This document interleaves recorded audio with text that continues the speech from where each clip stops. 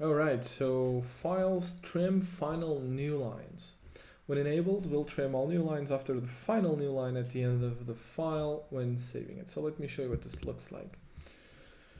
So 261. So if we go to the end of the file and we have more new lines than the necessary and we save the file, it's going to save all these new lines, right? Now, if we enable this feature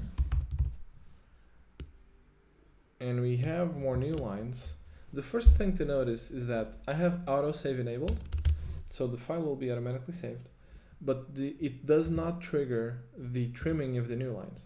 However, if you Command S or Control S, you will trigger the trimming of those new lines.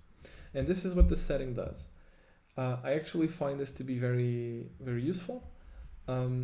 I don't remember needing new lines after the last new line on a file, so removing them is actually helpful because it's less bytes that your file has, and I don't really remember needing them.